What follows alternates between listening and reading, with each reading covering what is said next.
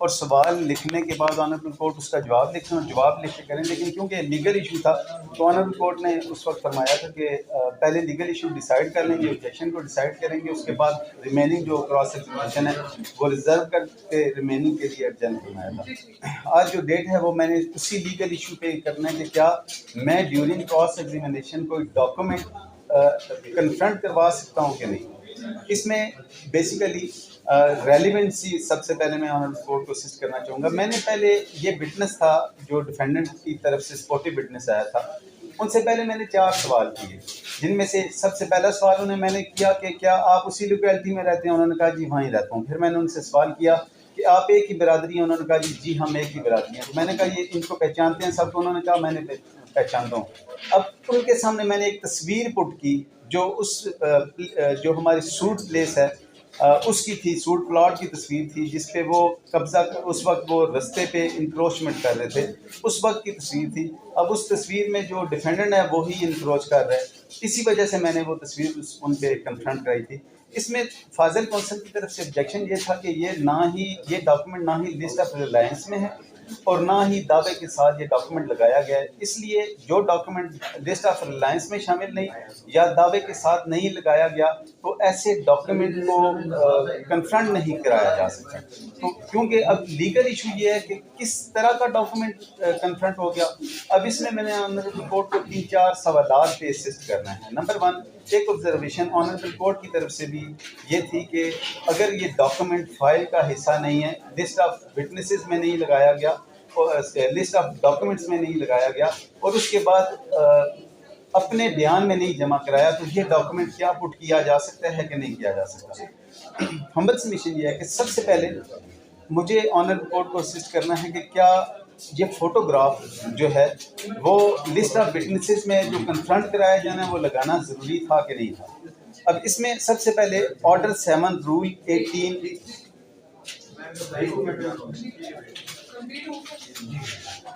Order 7 rule 18 सब class 2 को इस हवाले से असिस्टेंस से उसको पढ़ना बड़ा ज़रूरी है इस प्रोपोजिशन को समझने के लिए कि क्या कोई डॉक्यूमेंट, अब इसमें है कि inadmissibility of document not produced when plaint filed, ये ऑब्जेक्शन था मेरे फाजिल कौंसिल की तरफ से। इसका क्लॉज 1 है, sorry, clause 1A है, a document which ought to be produced in court by the plaintiff when the plaint is presented or to be entered in the list to be added or annexed to the plaint, and which is not produced or entered accordingly shall not without the leave of the court be received in evidence on his behalf at the hearing of the suit। अब इसमें honourable court की observation उस वक्त जो थी वो ये थी कि इसमें पहले एडिशनल एविडेंस की एप्लीकेशन दी जाएगी फिर किया जाएगा। अब यहाँ तक मैं भी एग्री करता हूँ कि जो डॉक्यूमेंट लिस्ट ऑफ विटनेसेस में नहीं लगाया जा सकता उसे एग्जिबिट नहीं, लिस्ट ऑफ डॉक्यूमेंट में नहीं लगाया जा सका उसको अपनी स्टेटमेंट में भी वो एग्जिबिट नहीं कराया जा सकता, एक्सेप्शंस के अलावा ये बात है। अब इसमें आगे जो सब क्लास 2 है वो मुझे मेरे राइट को प्रोटेक्ट कर रहा है। वो ये कहता है कि प्लेंट में नहीं लगाया गया कोई बात नहीं, लेकिन आगे वो कहता है nothing in this rule applies to a document produced for cross examination of the defendant's witness. कोई डॉक्यूमेंट जो कि उसमें नहीं लगाया गया लेकिन वो जो डिफेंडेंट के विटनेस पे क्रॉस एग्जामिनेशन के दौरान पुट किया जाएगा वो डॉक्यूमेंट इसमें इस डेफिनेशन में नहीं आता। जी वो मैं क्या इस बात की है, ये अभी की है, 2 महीने पहले की, अभी उन्होंने दोबारा ये किया, मैंने उसी पे एप्लीकेशन दी थी और वो जी 4 दिन 21 को पाए। ये उसी में सेम ये फोटोग्राफ अभी 2 महीने पहले किए हैं जब मैंने कॉन्टेम्प्ट ऑफ कोर्ट की एप्लीकेशन भी साथ मूव की थी। ये कॉन्टेम्प्ट ऑफ कोर्ट की एप्लीकेशन में भी ये डॉक्यूमेंट लगा हुआ है। इवन अदरवाइज अगर ना भी हो उसका, अगर डॉक्यूमेंट रेलिवेंट है, मैं सिर्फ डॉक्यूमेंट सी आर्टिकल मैंने ऑर्डर 7 रूल 18 सब क्लास 2 है इसकी, उसमें वो कहा कि फरमाया आगे उन्होंने कहा कि or in answer to any case set up by the defendant or handed to a witness merely to refresh his memory. अब इसमें जो फाजिल कौंसल थे उनका ये था कि प्रीवियस स्टेटमेंट को कन्फ्रंट कराया जा सकता है, उसके अलावा नहीं कराया जा सकता। इसमें एक्सक्लूड कर दिया गया कि वो डॉक्यूमेंट जो बेशक बाकी कंप्लेंट के साथ ना लगाया गया हो, लेकिन जब वो डिफेंडेंट पे क्रॉस एग्जामिनेशन के दौरान किया जाएगा तो वो डॉक्यूमेंट को नहीं रोका जा सकता। अब मैं ऑनरेबल कोर्ट को असिस्ट करना चाहूँगा कि डॉक्यूमेंट्स क्या हैं बेसिकली, और ये कौन सा डॉक्यूमेंट है जो मैं कन्फ्रंट कराना चाह रहा हूँ। ये डॉक्यूमेंट है आर्टिकल 2B है कानून शहादत आर्डिनेंस का। तो कानून शहादत ऑर्डर 1984 का है, और इसमें है document means any matter expressed or described upon any substance by means of letters, figures or marks, or by more than one of these means intended to be used or which may be used for the purpose of recording that matter। अब इसमें इसकी जो illustration है वो 2 पे है कि word printed, lithograph और फोटोग्राफ द डॉक्यूमेंट्स। अब मैंने ऑनरेबल कोर्ट को असिस्ट करना था इस हवाले से कि क्या मैं जो फोटोग्राफ दे रहा हूँ वो डॉक्यूमेंट की डेफिनेशन में आता है कि नहीं। अब इस पर स्पेसिफिकली यहाँ तो आ गया कि डॉक्यूमेंट्स क्या हैं, अब स्पेसिफिकली क्या फोटोग्राफ डॉक्यूमेंट है या नहीं है, अब उसको डिफाइन किया गया आर्टिकल 2B ऑफ कानून शहादत ऑर्डर 1984 में उसको एक्सप्लेन कर दिया गया।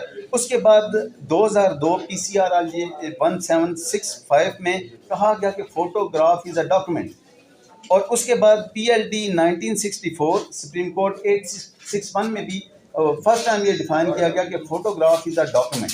अब इसके बाद ये आएगा कि फोटोग्राफ डॉक्यूमेंट है, लेकिन ये किस काइंड की एविडेंस है, ये प्राइमरी एविडेंस में आएगा, और प्राइमरी एविडेंस को डिफाइन कर दिया गया article 73 of Qanun Shahadat order में। उसमें स्पेसिफिकली कहा गया कि कोई भी ऐसे प्रोसेस से जो एक फ़ोटो से बाकी सारे फ़ोटो बने हों उनकी कॉपी ना हो, एक ही प्रोसेस से हो। जैसे पहले होता था कि नेगेटिव से निकला एक प्रिंट निकलता था, इसी तरह एक अगर बुक है तो उसकी जितनी जिल्द होंगी वो सारी प्राइमरी एविडेंस में शामिल होगी।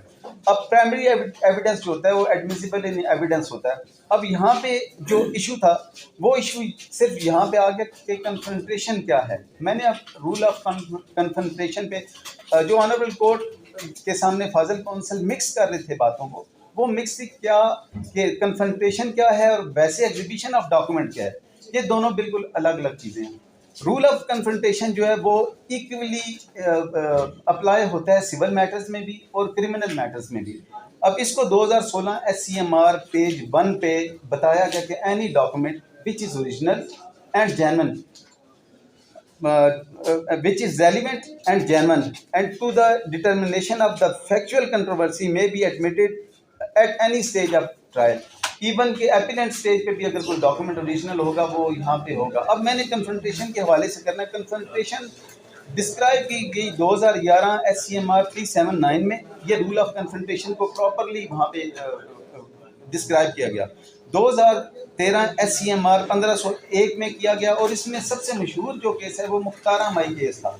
मुख्तारा माई केस में ये रूल ऑफ कन्फ्रंटेशन पे बहुत लंबी बहस चली और उसमें बताया गया कि रूल ऑफ कन्फ्रंटेशन होगा क्या। इसी तरह PLD 2004 लाहौर 115 में है कि any document available on record although not formally admitted in evidence can be considered by the court। अब इसमें दो तरह के डॉक्यूमेंट आ जाएंगे। अब मैंने यहाँ पे ये करना है कि कोई डॉक्यूमेंट, अब इसमें एक और अहम क्वेश्चन था कि मैं अपनी एविडेंस में ये डॉक्यूमेंट मैंने नहीं दिया। जब मैंने प्लेंटिफ ने अपनी एविडेंस में नहीं दिया तो इसको एग्जिबिट P लगेगा या एग्जिबिट D लगेगा।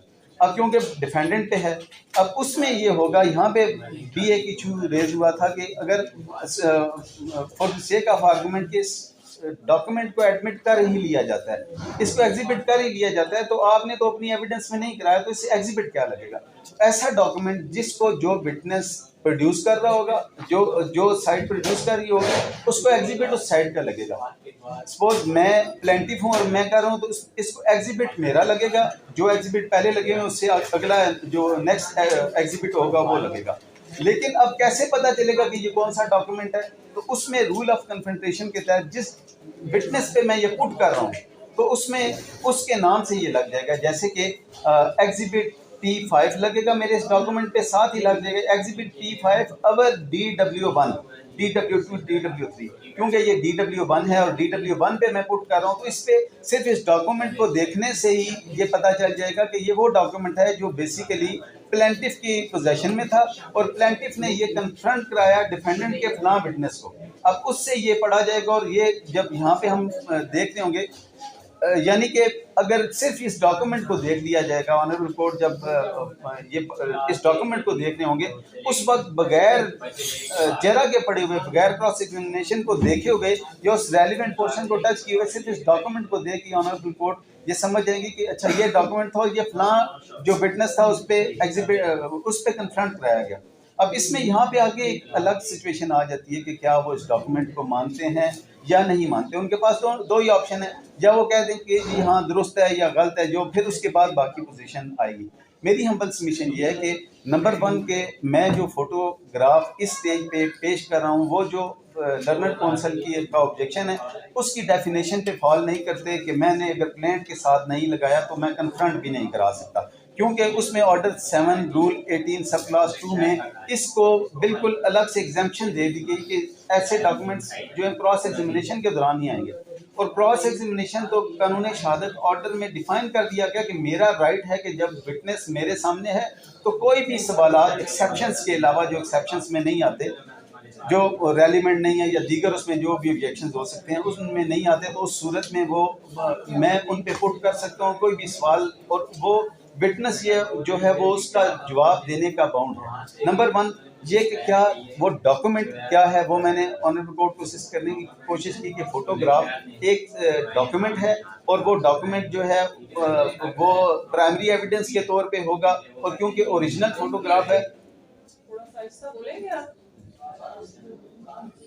और क्योंकि वो ओरिजिनल डॉक्यूमेंट है तो इसलिए वो मिसल का हिस्सा भी बनेगा। और इसमें इस स्टेज पे क्योंकि एक ऐसा ऑब्जेक्शन है जिसको डिसाइड करना जरूरी है, अदरवाइज लॉ इसमें ये है कि mere objection is no objection during cross examination. जब भी वैसे तो आदतन शुरू हो जाते हैं कि हर वकील हर सवाल पे उठ के ऑब्जेक्शन करता है, लेकिन ऑनरेबल सुप्रीम कोर्ट ने इस बात को डिफाइन कर दिया कि जब भी कोई ऑब्जेक्शन होगा वो स्पेसिफिक रीजंस की वजह से होगा।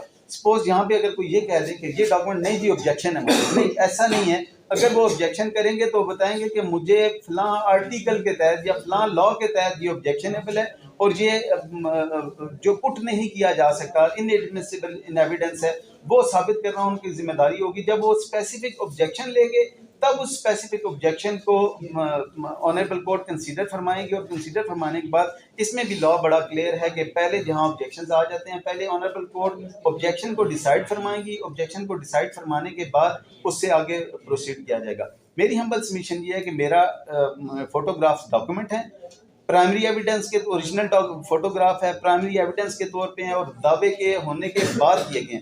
इवन दावे से अगर पहले भी किए जाते तो रूल ऑफ कन्फ्रंटेशन के तहत मैं इसे किसी भी विटनेस पे मैं कन्फ्रंट करा सकता हूँ इस डॉक्यूमेंट को, क्योंकि इससे पहले मैं उसे रेलिवेंसी उसकी मैं जाहिर कर चुका हूँ कि वो रेलिवेंट क्यों है। कि अगर वो कह देता कि मैं उस आबादी का रहने वाला नहीं, अगर वो कह देता मैं पार्टीज को नहीं पहचानता, हम रिश्तेदार नहीं, तो फिर ये रेलिवेंट नहीं था, क्योंकि अब वो ऑनरेबल कोर्ट में अपनी एविडेंस के दौरान जवाब दे चुके हैं जी हम एक ही बरादरी के रहने वाले हैं और हम करीबी रिश्तेदार हैं और मैं सबको जानता हूँ और इन्हीं की तरफ से हैं, दोनों फ्रीकैन हमारी बरादरी हैं। उसके बाद सबसे अहम इसकी एविडेंस में ये था कि उसने कहा कि मेरा घर इनके घर के साथ है बिल्कुल, और एक सवाल के जवाब में उन्होंने कहा जी ये तस्वीर, इस तस्वीर में वो फलां घर जो है वो मेरा है, यानी उसके साथ ही ये पड़ोसी भी हैं तो उनको जानते हैं। अब इसमें इनके पास कोई ऑप्शन इसमें नहीं रहता कि ये डॉक्यूमेंट कन्फर्म न कराया जाए। हम्बल सबमिशन ये है कि as per definition of defined in document article 2B ऑफ कानून शहादत ऑर्डर और 2002 PCRLJ 1765 PLD 1964 सेक्शन 861 और आर्टिकल 73 और PLD 2004 लाहौर 115 PLD 2004 लाहौर 115 में इससे भी बढ़ के आगे कोर्ट ने कह दिया कि एक डॉक्यूमेंट जो किसी वजह से एग्जिबिट नहीं हो सका लेकिन वो डॉक्यूमेंट फाइल में मौजूद है, तो कोई भी ऑनरेबल कोर्ट किसी भी लिस्ट को डिसाइड करने या किसी भी इशू को डिसाइड करते वक्त उस डॉक्यूमेंट को देख सकती हैं जो ओरिजिनल है और रेलिवेंट है। इन दो को एक PLD 2004 लाहौर 115 में और 2016 SCMR पेज 1 में इसमें कहा गया। तो हम्बल सबमिशन है कि रूल ऑफ, थोड़ा सा ये डिफ्रेंशिएट करना ज़रूरी है कि रूल ऑफ कन्फ्रंटेशन एक अलग चीज़ है और लिस्ट ऑफ डॉक्यूमेंट का प्रोड्यूस करना और प्लेन के साथ ना लगाना उसको अलग आर्टिकल डील करता है। तो हम्बल सबमिशन ये है कि मेरे ये फोटोग्राफ्स एडमिसिबल इन एविडेंस है, प्राइमरी एविडेंस के तौर पे आएंगे और इसको मैं किसी भी जो विटनेस होगा उसमें पुट कर सकूं। हम्बल सबमिशन ये है कि मुझे परमिशन दी जाए कि मैं जो भी रेलिवेंट ये विटनेस आते हैं उन पे जो डॉक्यूमेंट, जो इस तरह के डॉक्यूमेंट्स मौजूद हैं मेरे पास, उनको कन्फ्रंट कराने की इजाज़त दीजिए। Thank you very much. Highly applied.